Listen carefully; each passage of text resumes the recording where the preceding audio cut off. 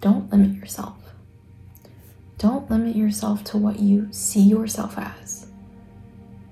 Because the mind and the body are completely two different things. What you think you can do versus what you can physically do.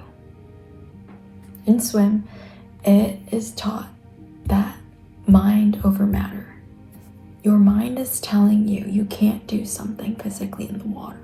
You need to breathe, you need to do this, you need to do that. But yet your body can do it.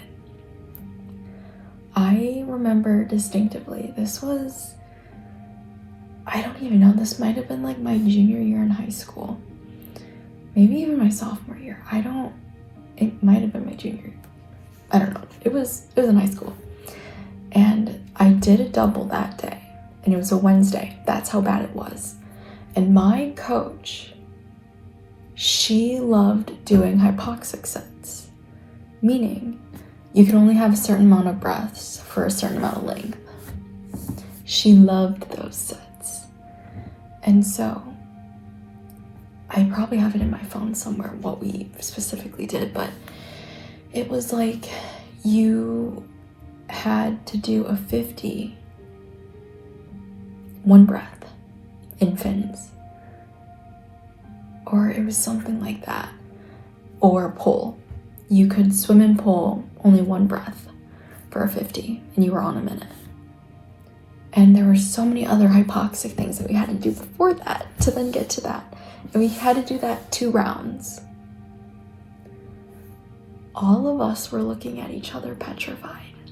Like, how am I supposed to do this? How am I gonna do this? And she was like, do it, or we're gonna have to redo this entire set. Do it now. And we did it. All of us did the hypoxic set correctly the first round. She's like, okay, I'll give you guys a rest, and then we'll start again. And we did it. And all of us were on the verge of like tears. Like, when we finished that set, I looked around, I remember distinctively, and everybody was like, oh my gosh, like we were scarred. Like, I remember it was a Wednesday, a second double, and it was me, my friend, her daughter, the coach's daughter, and then 2 other guys. That's how ingraining, how driven it was, because I remember distinctively. I was doing one of the sets and I'm like, oh, this isn't that bad. Like, I'm comfortable being uncomfortable. The body will do what the mind is not willing. And we forget that. We forget that our bodies are so capable of doing so many amazing things, but we let our mind take over. We let our mind tell us that, ouch, this hurts, I can't do it anymore. But the thing is, we have to. Like, I am wanting to get into, or I'm getting into, I should say, doing triathlons. I have the swimming background. I can run. I just need to like work on biking. And my goal by the time I end up leaving here is to do a triathlon of like an Olympic length. And I'm trying, and I'm doing this all by myself, no coach. So I'm gonna see how this goes. That's my intention. And so today initially I was like, I think I'm gonna do like a triathlon today, just like a small one, just like maybe a 2,000-yard swim, a 10-mile bike, and then a 3-mile run. I get to the pool. Pool's closed, and it's supposed to open at 12. It's like, man, okay. And so I'm like, okay, fine. Like, I'll just swim after it. I'll go to the pool that I've been going to. That's an outdoor pool. Cool. So I bike 10 miles. And I'm like, oh, my legs hurt. And I'm like, Emma, you made it for 5 minutes. You can go for 10.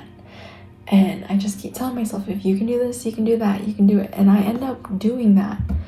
And I think it was like 35 minutes I did like a 10-mile bike. I'm just trying at this point. There's no room for judgment. There's no room for error. It's just I'm trying. And so then I get to the running part and I'm like, okay, fine. Like, I bet my legs will hurt. they were dying so quick. I'm like, Emma, you can just run for like 1 more minute. Just 1 more minute, it's okay. And then I end up running and I'm like, I make it to a mile. I'm like, Emma, you can walk. Like, you'll call it done after you walk. So then I walk. And then like, I do like a little jog after to like cool off and whatever. I'm like, oh, I guess I can do a little bit more. I guess maybe I'll do a little bit more than a mile. Maybe I'll try 1.5 miles. And then I'm like, yo, if you can do 1.5 miles, you can hit 3. And so I'm like running. And I'm like dying. My shins and my calves are like cooked. And I'm like, oh my gosh, Emma, just keep doing it. Like, you don't have to be fast. You don't have to have a specific time. You just have to finish it. And that's what I kept telling myself. It's like, doesn't matter how long it takes you to do it, just finish it. And the 3 miles took me like 37 minutes to get 3 miles. And then I'm like, oof. Because I can usually do a mile way faster than that. But the point of it is, I finished. Might have taken me about like 1.5 hours, plus or minus. But I did it. And my body was way more capable than what my mind was thinking. And the same thing goes for life in general. That you can do so many more things in your life than you can even imagine. Like, I was talking with my friend yesterday. We were sitting in our car after going to this event, like hosted like nearby. And we were just talking and she's like, yeah, like it is so hard right now. Like her person that she's working with, like it's been really hard for her. And she's like, but you know what? The amount of chemistry that she's been learning and the amount of skills, hard skills and soft skills she's learning, it's always the hardest times that you learn the most.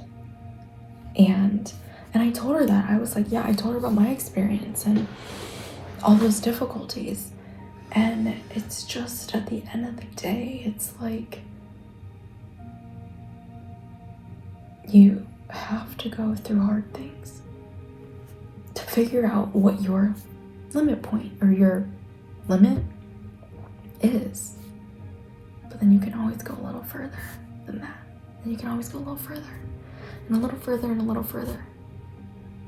But you have to be cautious and careful before you doing that. Do you have the foundation to continue? Not just physically getting injured, not even like emotionally and like mentally, because you can always grow with that. But I think just always trying to be aware that you're not putting yourself in a dangerous situation. Because when I think of physically, you can get injured. You can definitely get injured from overtraining. So then you take lighter days. You take days that are still intense, but aren't killer. But then also, when you have those stressful moments, when you're working with difficult people, when you're on the brink of breaking, finding ways to give yourself some grace somewhere, somehow, so then when you meet that breaking point, you can safely deal with it. That you don't go off the walls, that you don't go crazy. So, I want to leave you with this. There's a time and a place to be comfortable, but there's a time and a place to go beyond comfortability, where you are comfortable being uncomfortable. No one signs up and is like, please challenge me.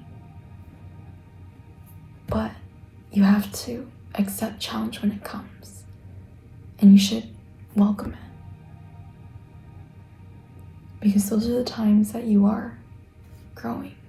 Those are the times that you are learning what you're truly capable of. And then more. And then some. Because like I said, you are so much more capable than what you truly imagine. Food for thought.